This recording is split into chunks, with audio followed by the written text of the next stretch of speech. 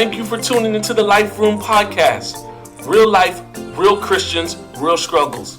My name is Sean Wilson, and I'm excited to introduce you to the type of teachings you can expect at the Life Room Community Church. The truth is, many people are winning in church, but struggling in life.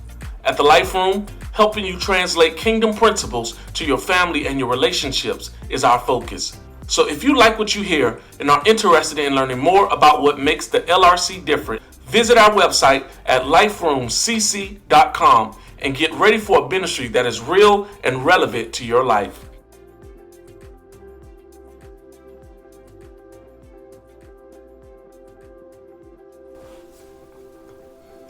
Our text today will be coming from Joshua chapter 2, verses 1 through 9 of the New Living Translation. He's preparing the way for your assignment. Joshua chapter 2. Then Joshua secretly sent out 2 spies from the Israelite camp of Acacia Grove. He instructed them, scout out the land on the other side of the Jordan River, especially around Jericho. So the 2 men set out and came to the house of a prostitute named Rahab, and they stayed there that night. But someone told the king of Jericho, some Israelites have come here tonight to spy out the land. So the king of Jericho sent orders to Rahab, bring out the men who have come into your house, for they have come here to spy out the whole land. Rahab had hidden the 2 men, but she replied, yes, the men were here earlier, but I didn't know where they were from. They left the town at dusk as the gates were about to close. I don't know where they went. If you hurry, you can probably catch up with them. Actually, she had taken them up to the roof and hidden them beneath bundles of flax she laid out. So the king's men went looking for the spies along the road leading to the shallow crossings of the Jordan River. And as soon as the king's men had left, the gate of Jericho was shut. Before the spies went to sleep that night, Rahab went up on the roof to talk with them. I know the Lord has given you this land, she told them. We are all afraid of you. Everyone in the land is living in terror. In our text today, we encounter the Israelites who are getting close to their promised land. But before they can get to their promised land, they are faced with a major challenge. Those of you who have been praying for better, I need you to understand that sometimes getting to better will require you to go through what's difficult. Joshua, under direction from God, sends out 2 men to spy the land they must go through. Might I suggest that just because God has ordained something for you does not mean you don't need to prepare for the assignment. Too often, I think it is easy to believe that if it is of God, then He will allow it to just fall in our hands. And sometimes we even think that if it's hard, then it must not be of God. Here, Joshua sends out these 2 men to get intel so that they can properly strategize how to approach and take the territory. He says in verse 1, go view the land, even Jericho. The fact that he says even Jericho suggests that Jericho was a place that if these spies had a choice, they would have likely avoided this city on their journey to spy the territory. Jericho represented a fortified place, a difficult struggle, a place that if they were not careful could overtake them. Does this place sound familiar to any of you? I know it does for me. It's like there is always that one thing that we can identify, that if we could just get that thing together, we could live a more obedient life. We could have a more consistent relationship with God. This place for many of you have been difficult. It's that one thing that keep causing you to stumble and end right back up in that familiar place.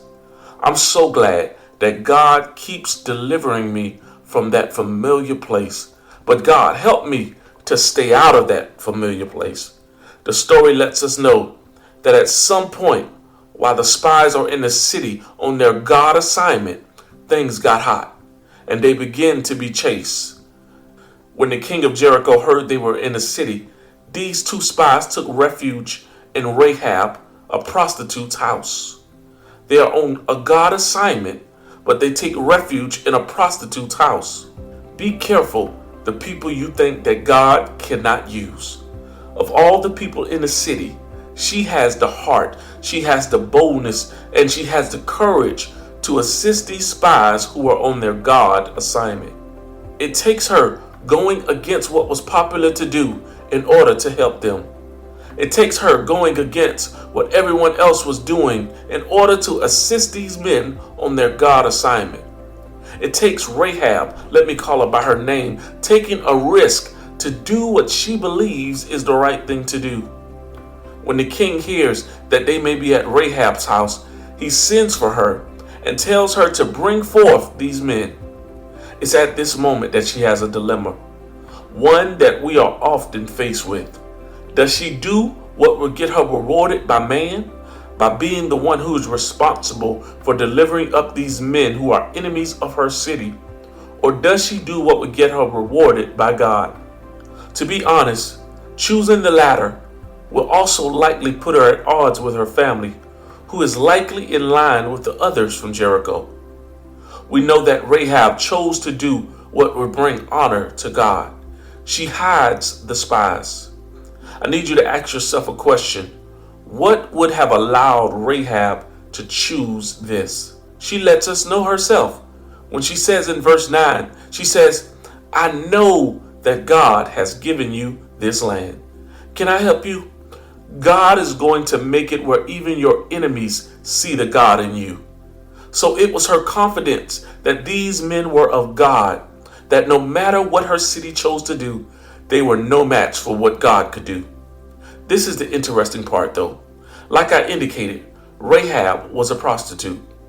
So most people would have judged that she did not have a relationship with God that would allow her to recognize the truth.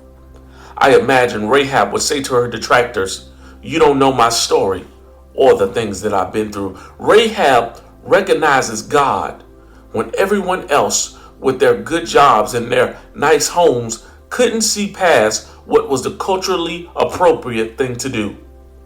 There were many others in Jericho who had the resources, but not the revelation. But I'm so grateful that God does not choose to give the revelation just to those who can afford the good schools and the fancy books. I'm so glad that He chose me, even when I was messed up, even when people did not expect that I would be the one that He chose. But let me get back to the topic where I want to leave you with a little encouragement. When you're on assignment from God, He will prepare the way for you, even through treacherous territory. The spies have to go to a place that is dangerous. They are discovered to be there, and now they are being chased by the enemy. I know that this is the place in life that many of you feel like you are in today. In a place where you feel like the enemy is on your trail and you can't seem to catch a break. Now, I don't know if you're on the path that God has led you to, or if you ended up in this place on your own. But regardless to how you got here, can I encourage you that if you look to the hills from which cometh your help, God is preparing a hiding place for you. Find somebody in your house and tell them to look up. God is sending help. Now, it may not be who you expected the help to come from, but it's on the way. If you get caught up in my past, you might miss the revelation that God has placed in me. Rahab's house, watch this, was strategically placed where it allowed the two spies to escape the city of Jericho without harm. Now watch this.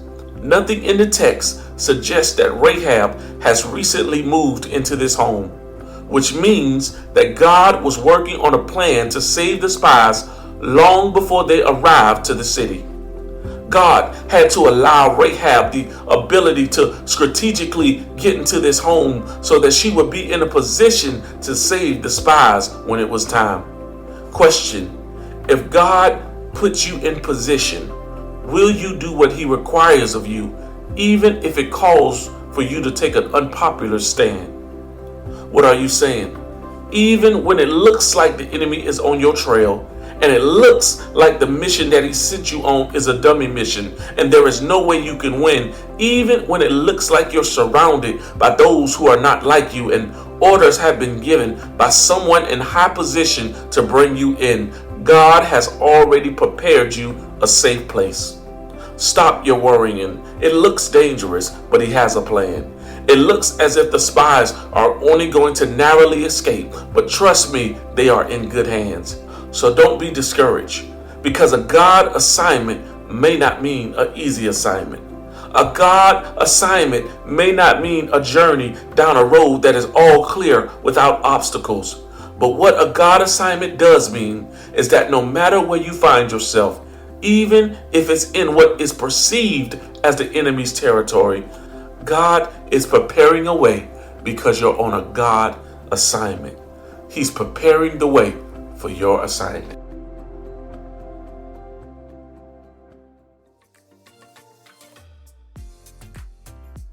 Well, I hope you enjoyed today's podcast.